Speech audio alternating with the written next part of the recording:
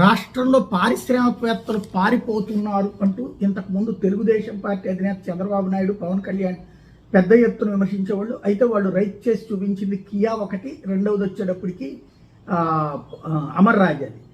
అమర్ రాజా వచ్చేటప్పటికి ఇంతకుముందు భూములకు సంబంధించి వాళ్ళని ఇబ్బంది పెట్టినటువంటి మాట వాస్తవం. కియాది వచ్చేటప్పటికి గోరంట్ల మాధవ వ్యవహారం వల్ల ఆ రెండు తప్పించి మిగతాయి సక్రమంగా నడిచినాయి. కానీ పరిశ్రమలు పారిపోతున్నారు అన్నటువంటిది ఆ రెండు ఇన్సిడెంట్స్ వల్ల 5 ఏళ్ళు చెప్పడానికి కుదరదు.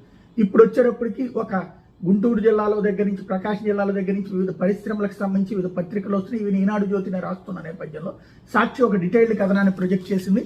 కప్పం కట్టలేం రాష్ట్రం నుంచి పారిపోతున్న పారిశ్రామికవేత్తలు అంటూ.